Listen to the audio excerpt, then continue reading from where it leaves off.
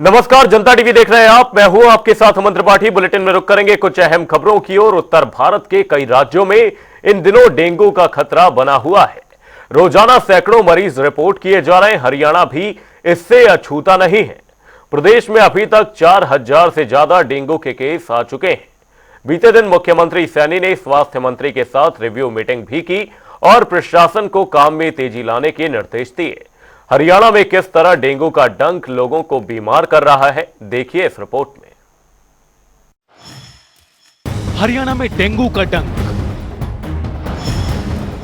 बढ़ते मामलों पर हरियाणा सरकार अलर्ट। पंचकुला और हिसार बने हॉटस्पॉट। हरियाणा में डेंगू का खतरा बढ़ता जा रहा है। रोजाना कई मामले दर्ज हो रहे हैं, जिससे न सिर्फ लोगों में चिंता बनी हुई है, बल्कि शासन प्रशासन की चुनौतियां भी बढ़ गई हैं। आपको बता दें कि हरियाणा में अभी तक 4000 से भी ज्यादा डेंगू के मरीज सामने आ चुके हैं। इस आंकड़े में अभी और इजाफा होगा। हरियाणा में डेंगू को लेकर सरकार भी अलर्ट हो गई है। बीते दिन मुख्यमंत्री नायब सिंह सैनी ने पूरे हालातों को लेकर स्वास्थ्य मंत्री आरती राव के साथ रिव्यू बैठक की, जिसमें सीएम ने अधिकारियों को काम में तेजी लाने और पूरी तरह अलर्ट रहने के निर्देश दिए। मीटिंग के बाद स्वास्थ्य मंत्री ने बताया कि हमारे मामला संज्ञान में आया है कि डेंगू से बहुत सारे लोग पीड़ित हो रहे हैं। डेंगू के मामलों में हो रहा इजाफा। बढ़ते मामलों पर हरियाणा सरकार हुई अलर्ट। पंचकुला और हिसार बने हॉटस्पॉट। अब तक 4000 से अधिक डेंगू के मामले सामने आए। डेंगू के नए मामलों में पंचकुला जिला सबसे ऊपर। मुख्यमंत्री नायब सिंह सैनी ने स्वास्थ्य मंत्री के साथ की मीटिंग। आरती राव के साथ डेंगू के बढ़ते मामलों पर रिव्यू बैठक की। सरकार के संज्ञान में है डेंगू की स्थिति। डीसी को अपने स्तर पर फॉगिंग करवाने के आदेश दिए गए। पंचकुला और हिसार सहित हरियाणा में डेंगू के मामले लगातार बढ़ रहे हैं। हिसार और पंचकुला हॉटस्पॉट बन गए हैं। सबसे ज्यादा प्रभावित इलाकों में हिसार, पंचकुला, गुरुग्राम, करनाल, रेवाड़ी, सोनीपत और फरीदाबाद जिला शामिल है। डेंगू के बढ़ते मामलों को देखते हुए स्वास्थ्य विभाग ने भी सैंपलिंग तेजी से शुरू कर दी है। डेंगू के साथ वायरल भी बढ़ रहा है। आपको बता दें कि बीते कुछ सालों में हरियाणा में डेंगू के मामलों में कई बार इजाफा देखने को मिला। मीडिया रिपोर्ट्स के मुताबिक 2015 में जहां प्रदेश में कुल 9921 डेंगू के केस सामने आए थे, वहीं 2016 में 2494 केस। 2021 में डेंगू के मामलों में कई गुना वृद्धि हुई और एक साल की अवधि में 11000 से भी ज्यादा मामले कंफर्म हुए। पिछले कुछ सालों में डेंगू के मामलों पर आइए एक नजर डालते हैं। साल 2015 में डेंगू के 9921 केस दर्ज हुए। साल 2016 में डेंगू के मामलों में गिरावट आई और 2494 मामले ही रिपोर्ट हुए। साल 2017 में 4550 डेंगू के मामले आए। 2018 में सिर्फ 1936 केस मिले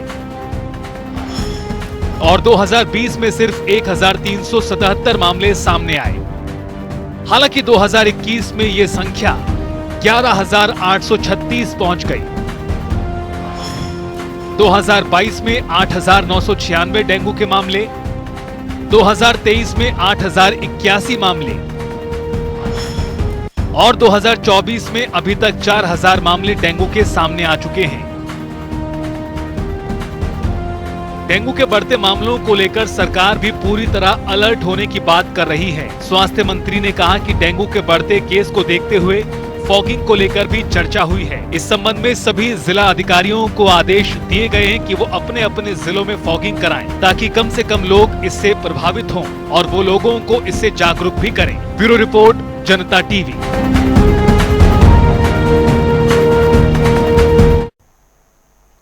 डेंगू के बढ़ते प्रकोप पर चर्चा करने के लिए हमारे साथ हमारे दो मेहमान जुड़ चुके हैं। डॉक्टर नरेश चावला, जो कि पूर्व संयुक्त सचिव आईएमए से हैं, वहीं डॉक्टर आनंद शुक्ला, फिजिशियन, हमारे साथ जुड़ चुके हैं। सर, दोनों का ही बहुत बहुत स्वागत है जनता टीवी पर। सबसे पहले नरेश चावला जी, आपका रुख करूंगा और आपसे जानना चाहूंगा कि हरियाणा में अगर बीते 3 से 4 सालों का ट्रेंड देखें तो लगातार केसों में इजाफा देखा गया है। वहीं कोविड टाइम पर यह केस कम नजर आए थे, लेकिन एक बार फिर से डेंगू तेजी से पैर पसार रहा है। क्या कुछ कारण है? देखिए अमन त्रिपाठी, ये कोई बहुत हैरानी की बात नहीं है। नॉट ओनली हरियाणा, पर्टिकुलरली पूरा एनसीआर, इवन यूपी भी, पंजाब भी, कि जैसे ही बारिशें खत्म होती हैं, हम अच्छी तरह जानते हैं जितने भी ये मॉस्किटो रिलेटेड डिसीजेस हैं, चाहे वो डेंगू हो, चाहे वो मलेरिया हो, चाहे बीच में चिकनगुनिया का भी 2017 में एपिडेमिक आया था, तो ये बहुत ही रेगुलर फीचर हो गया है। हर साल हम लोगों को ज्ञान भी देते हैं, एजुकेशन भी देते हैं, लेकिन कुल मिला के स्थिति इज वेरी वेरी पिटिएबल। हर साल जैसे ही बारिशें आती हैं, कहीं ना कहीं पानी इकट्ठा होगा, कोई तालाब में इकट्ठा होगा, कोई झील में इकट्ठा होगा, कोई घर के आसपास कोई नाला है वो बंद पड़ा है तो उसमें इकट्ठा होगा। तो basically it is a huge municipal problem. कोई डेंगू हवा से नहीं आता है, ये मॉस्किटो से आता है। अगर हम मॉस्किटो ब्रीडिंग रोक दें तो सबसे पहला रोल तो म्युनिसिपैलिटी का आता है और लोगों को अपना आता है। मेरे घर में कोई पुराना टायर पड़ा है, कोई कूलर में पानी इकट्ठा हो गया, कोई घड़ा पड़ा है, कोई पॉट पड़ा है, कोई गमला पड़ा है, उसमें पानी इकट्ठा हो गया, तो इट इज समहाउ म्युनिसिपैलिटी की जिम्मेवारी भी है, वो किसी एक सिंगल हाउस होल्ड में जिम्मेवारी आम लोगों की भी है कि देखें वहां पानी इकट्ठा है ना हो। हमने खुलेआम देखा है कई बार इवन हॉस्पिटल्स में जो कुछ पुराना फर्नीचर पड़ा है वहां पानी इकट्ठा हो रहा है, वहां ब्लीडिंग हो रही है, किसी को ज्ञान ही नहीं है। तो इसके लिए बहुत ज्यादा एक अवेयरनेस की जरूरी भी है कि हमें डेंगू बाद में खत्म करना है, पहले हमें मच्छर ब्रीडिंग, मॉस्किटो ब्रीडिंग को कम करना है। मॉस्किटो ब्रीडिंग कम होगी तो अपने आप मॉस्किटो बाइट्स कम होगी। उसके लिए लोग अपना बचाव अलग करें, मच्छरदानी लगाएं, मॉस्किटो रिपेलेंट लगाएं, बच्चों को ऐसे कपड़े पहनाए जाएं जिसके वो मैक्सिमम पार्ट्स कवर्ड हो, घर के बड़े बूढ़ों को कवर किया जाए। तो ये कुछ सुझाव हैं जिससे मैं समझता हूं जो पहला स्टेप है डेंगू को रोकने के लिए, मॉस्किटो ब्रीडिंग कम कराई जाए। बाकी जैसे जैसे प्रोग्राम आगे बढ़ेगा हम बताएंगे कि लोग कैसे बचें, लेकिन आई थिंक एडमिनिस्ट्रेशन को, म्युनिसिपैलिटीज को ऑल अक्रॉस ये मैसेज समझना पड़ेगा और लोगों को भी समझना पड़ेगा। लोग समझते हैं कि सारा काम सरकार का है, सारा काम सरकार का नहीं है। इवन खुद ख्याल रखना, अपने आप को बचाना, अपने घर में पानी इकट्ठा ना हो, ये हम सब करें तो मैं समझता हूं आने वाले समय में हम डेंगू टाइप बीमारियों से बच सकते हैं। जी, इसी बीच हमारे साथ डॉक्टर आनंद शुक्ला जी भी जुड़े हुए हैं। आनंद जी, आपसे जानना चाहूंगा कि इस दौरान क्लाइमेट चेंज कितना बड़ा एक रीजन है डेंगू के बढ़ते मामलों, और साथ ही जो वायरल फीवर लगातार इंक्रीज हो रहा है, हॉस्पिटल्स में मरीजों की संख्या बढ़ती जा रही है, क्लाइमेट चेंज कितना बड़ा रीजन है? देखिए, ये तो लाजमी है क्योंकि टेम्परेचर चेंज होने पे और बारिश, ह्यूमिडिटी चेंज होने पे जीव जंतु या छोटे माइक्रो ये मॉस्किटोज वगैरह सब बढ़ता है। और शायद यही कारण है कि हम लोग की इम्यूनिटी भी स्ट्रांग हो जाती है इंडिया की, क्योंकि फाइटिंग कैपेसिटी बहुत ज़्यादा होता है, टेम्परेचर घटता बढ़ता रहता है। और इस तरीके से हमें केवल बस इन मॉस्किटोज को हटाना है, क्योंकि इससे मलेरिया और डेंगू बहुत खतरनाक चीज हो जाती है। चलिए, अभी तो कम आया, अब पिछले 2015 में तो बहुत ज्यादा हुआ था और इसके कारण मौतें भी हुई थी। अभी हम लोग इसको संभाल लेते हैं, लेकिन 3 चीजें ऐसी हैं, मलेरिया, डेंगू और वायरल फीवर की तीनों मिक्स दिखते हैं, चौथा टाइफाइड भी, इनमें भी हाई ग्रेड टेम्परेचर होता है। लेकिन जब ब्लड इन्वेस्टिगेशन हम लोग कराते हैं तो ब्लड प्लेटलेट और टोटल ल्यूकोसाइट काउंट इसमें कम होता है, जो कि एक खतरनाक चीज हो जाती है और इसके कारण मौतें होने लगती है। तो इसमें हमें यही देखना होता है कि आखिर डेंगू के कारण कहीं ब्लड लॉस तो नहीं हो रहा है, माने पेशाब में ब्लड आ रहा है या स्किन में ब्लैक स्पॉट्स आ रहे हैं, तो वो प्लेटलेट काउंट कराने के बाद देखा जाता है कि ये डेंगू है, तो फिर उसके लिए हम लोग कोशिश करते हैं बचाने को। लेकिन इम्यूनिटी मेन होती है, क्या खाएं, कैसे खाएं और किस तरीके से रहें, और प्रिवेंशन मेन है इसमें। और दूसरी जो बीमारी है मलेरिया की तरह, वो तो खैर डायग्नोसिस में आ जाती है, ब्लड में आ जाती है। और तीसरा टाइफाइड है, वो भी मलेरिया में आ जाता है, मलेरिया की तरह वो भी डायग्नोस हो जाता है, विडाल पॉजिटिव में आ जाता है। रही बात वायरल फीवर और ये डेंगू में अंतर जो है वो करना होता है कि डेंगू खतरनाक है। जी, नरेश चावला जी का रुख करूंगा। नरेश चावला जी, आपसे जानना चाहूंगा कि लोगों के मन में एक डाउट होता है कि जिन्हें पहले डेंगू हो चुका है उन्हें कितना खतरा होता है कि दोबारा से डेंगू होने का, क्योंकि इसे लेकर अलग अलग थ्योरी सामने आती हैं। कुछ लोग ये कहते हुए नजर आते हैं कि जिन्हें पहले डेंगू हो चुका है उन्हें कोई ऐसा खतरा नहीं होता है। तो आपके इस पूरे मामले पर क्या कुछ तर्क है? देखिए अमन, मैं आपको अच्छा सवाल पूछा है। हमारे शरीर में इसमें कोई शक नहीं, जब एक बार डेंगू होता है तो कुछ एंटीबॉडीज पैदा हो जाती हैं। वो एंटीबॉडीज कितना समय चलती हैं ये बड़ा डिबेटेबल है। तो इसलिए खाली कहना कि जिसको पहले हो चुका उसको दोबारा नहीं होगा, ऐसा कुछ भी नहीं है। और ऐसा सोचना कि जिसको पहले हो चुका उसको ज्यादा दोबारा होगा, ये भी कुछ नहीं है।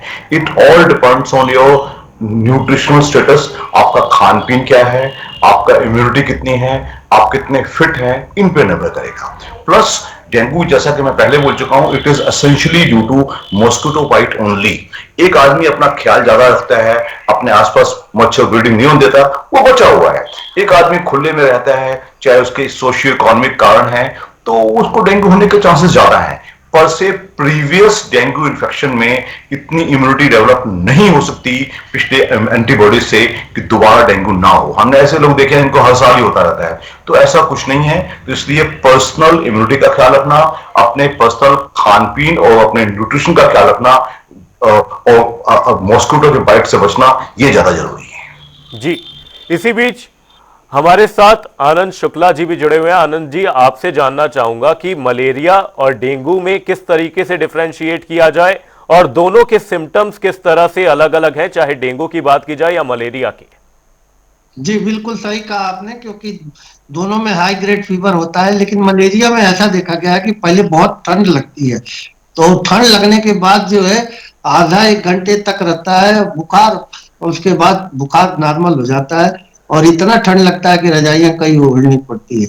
डेंगू में भी बुखार बहुत तेज आता है, उसमें भी ठंड लगती है। लेकिन जब हम ब्लड टेस्ट कराते हैं तो डेंगू में प्लेटलेट की मात्रा बहुत कम दिखती है और साथ में टोटल ल्यूकोसाइट काउंट की भी मात्रा कम दिखती है।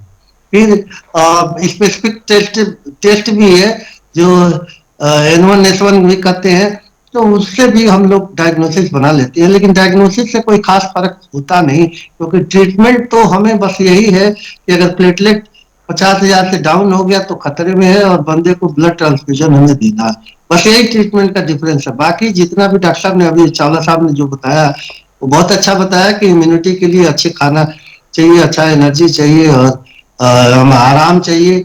10-12 दिन की सेल्फ लिमिटेड डिजीजेज है, इसमें केवल बस हम लोग टोटल ल्यूकोसाइट काउंट अपने आप 4-5 दिन बाद बढ़ने लगता है, प्लेटलेट भी 3-4 दिन बाद बढ़ने लगता है, इसलिए घबराने की जरूरत नहीं।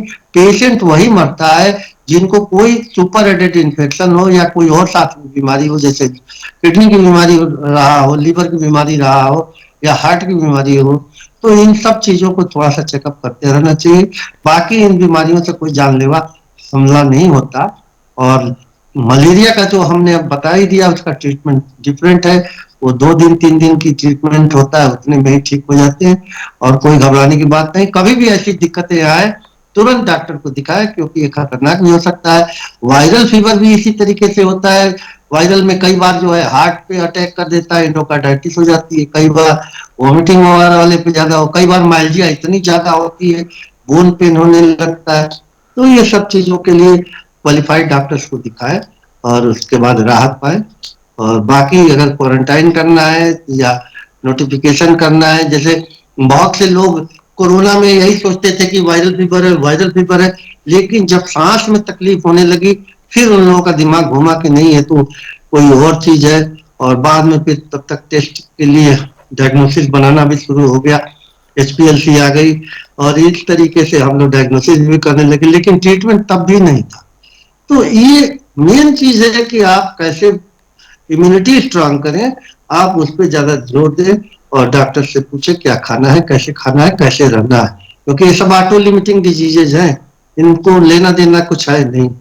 और सपोर्टिव ट्रीटमेंट, जैसे सांस में दिक्कत हो रही है तो ऑक्सीजन दें, अगर सांस बिल्कुल नहीं ले पा रहे हैं तो वेंटिलेटर लगवाएं, लेकिन आप हमेशा डॉक्टर्स की निगरानी में रखें। आपका जीवन बड़ा महत्वपूर्ण है और हम लोग अपना नॉलेज भी, एक्सपर्टीज भी दे सकते हैं। जी डॉक्टर नरेश जी, मैं आपसे जानना चाहूंगा, कोविड को लेकर बात करना चाहूंगा आपसे कि कोविड के आने के बाद क्या कुछ पॉजिटिव और नेगेटिव इफेक्ट्स एक ह्यूमन बॉडी पे पड़े? क्योंकि जैसा कि देखा गया कि कोविड के टाइम पर केसेस कम थे और शायद यह भी हो सकता है कि लोगों ने उस टाइम पर कोविड के चलते डेंगू के केसेस को नेग्लेक्ट किया हो। लेकिन कोविड का क्या कुछ असर पड़ा है ह्यूमन बॉडी पर कि एंटीबॉडीज बनाने में क्या कोई यहां पर पॉजिटिव इफेक्ट नजर आया कोविड के बाद, या कोई उसका एक नेगेटिव इफेक्ट है? देखिए अमन, सवाल बड़ा अच्छा है। इसको हम पोस्ट कोविड कहते हैं। कोविड की 2-3 वेव्स आई थी, एक 2020 में, एक 2021 जो बहुत ही डेंजरस थी, उसके बाद भी छुटपुट वेव आती रही थी। तो इसमें कोई शक नहीं है, कोविड ने हमारे शरीर को काफी बदला है। हम जो हमारे सिस्टम्स हैं, चाहे वो हमारा हार्ट का सिस्टम हो, चाहे वो हमारा न्यूरोलॉजिकल सिस्टम हो, चाहे हमारा वो गैस्ट्रो का सिस्टम हो, इवन हमारे दिमागों पे भी थोड़ी दहशत सी रही है। तो ओवरऑल एक बहुत ही नेगेटिव इम्पैक्ट आया है। उसको हम अभी तक हम कई बार कोई भी बीमारी आती है या कई बार इवन वैक्सीन का भी जो वैक्सीन सिस्टम लगाई गई थी उसका भी नेगेटिव इम्पैक्ट कहीं ना कहीं जरूर आए हैं। तो हम खाली कोविड को सारी उम्र रोते नहीं रहेंगे। Covid is over now. Covid अगर छुटपुट केस कभी आएंगे भी तो वो एंडेमिक है, वो बहुत बड़ा एपिडेमिक फॉर्म में नहीं आएंगे। तो हमें उससे आगे की सोच करनी है, अपने फिटनेस पे ध्यान रखना है, अपने न्यूट्रिशन पे ध्यान देना है। खाली हम ये नहीं सोचते रहेंगे कि कोविड ने हमारा इतना नुकसान कर दिया। लेकिन कोविड में एक फायदा भी किया है। कोविड में इतनी जाने गई हैं और लोगों को ये पता चल गया है कि हमें अपने रेगुलर चेकअप्स वगैरह करवाते रहना चाहिए। हमें अपनी फिटनेस और फिजिकल हेल्थ की तरफ और मेंटल हेल्थ की तरफ ज्यादा ध्यान देना चाहिए। तो कोविड तो एक वार्निंग थी, एक सिग्नल था, एक एहसास था कि आप अपने शरीर पे ध्यान दीजिएगा। बाकी कोविड वायरस पर से ने जो नुकसान किए हैं वो उनको आप हम ये सोचते रहेंगे कि उससे हमारे क्लॉटिंग सिस्टम पे नुकसान हुआ था। हमारे कई लोग हमसे पूछते हैं, डॉक्टर साहब जो हार्ट अटैक ज्यादा हो रहे हैं क्या उसका कारण कोविड है? लोग पूछते हैं जो ब्रेन स्ट्रोक हो रहे हैं क्या उसका कारण कोविड है? जो हमारी पेट की बीमारियां उसका कारण कोविड है? तो इसमें कई स्टडीज हुई भी हैं और कई स्टडीज चल भी रही हैं अभी।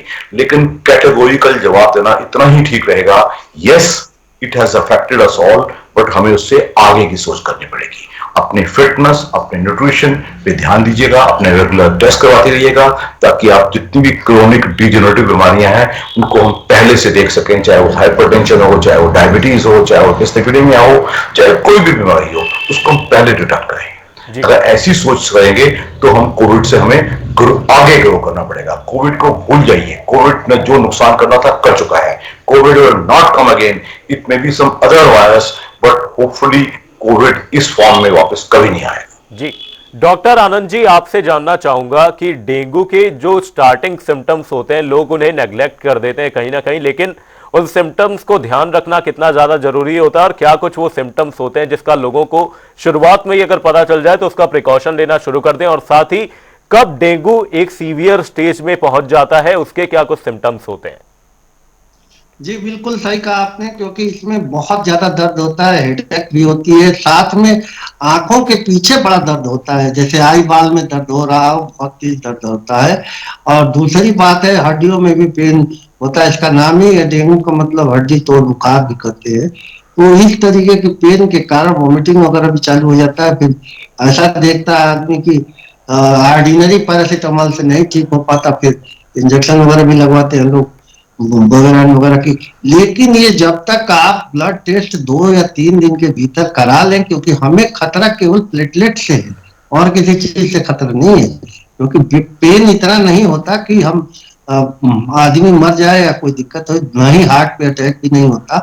बस ये होता है कि पेन फीवर बहुत ज्यादा रहने के कारण जो है बॉडी के इनर एंजाइम्स वो ब्रेक डाउन होने लगता है सेलुलर लेवल से, तो इसलिए वो कंट्रोल करना हमें जरूरी होता है।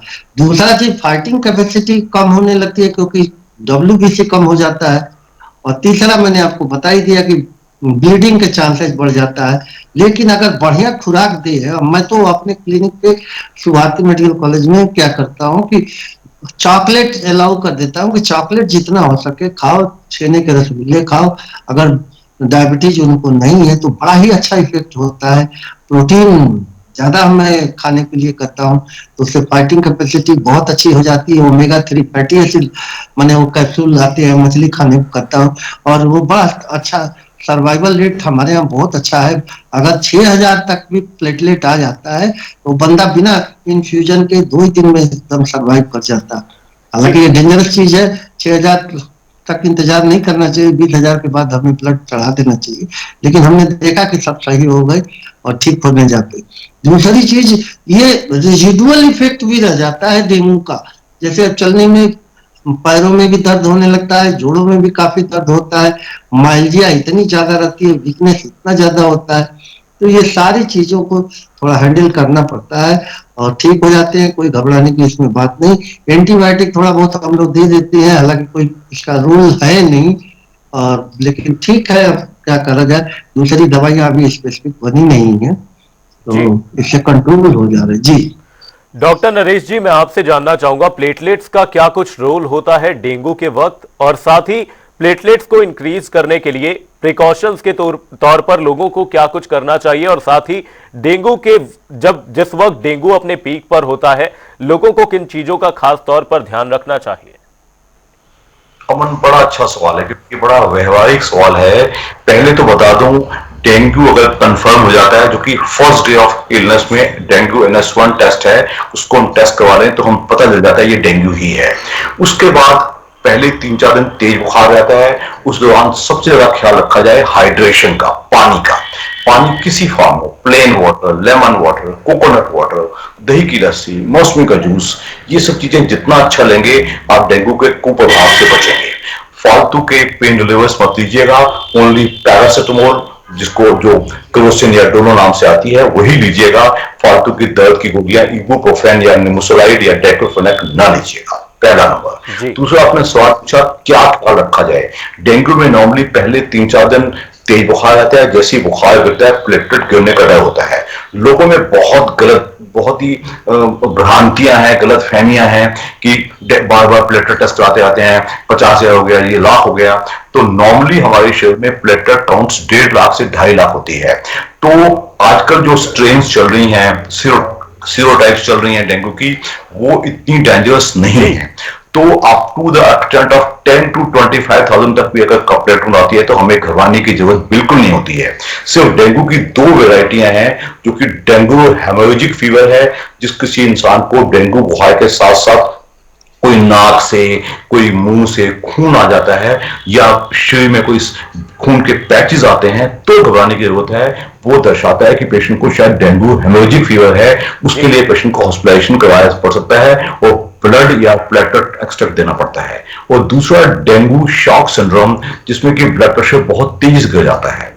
अगर ये दो चीजें नहीं हैं तो मैं समझता हूं 95% डेंगू केसेस अपने आप ठीक होते हैं। सिर्फ हमें हाइड्रेशन का, नॉर्मल खाने का, उल्टियां ना आए। अगर पेशेंट को मुंह से पानी नहीं पिया जाता तो उसको IV ड्रिप दिया जाए। अगर ऐसे किया जाए तो मैं समझता हूं जो डेंगू से अनडिजायरेबल डेथ्स होती हैं उनसे हम बच सकते हैं। लेकिन अगर किसी पेशेंट को कहीं से नाक से ब्लीडिंग शुरू हो जाती है, या सूसू से, पेशाब से यूरिन ब्लड आ जाता है, तो ये खराब केस है। दैट मींस कहीं ना कहीं इंटरनल ब्लीडिंग हो गई है प्लेटलेट कम होने से। इनको फर्स्ट हॉस्पिटल किया जाए, या पेशेंट पूरी तरह ड्रॉप कर गया, ब्लड प्रेशर पूरी तरह गिर जाता है, तो ऐसे पेशेंट को भी हॉस्पिटलाइज करना बहुत जरूरी है।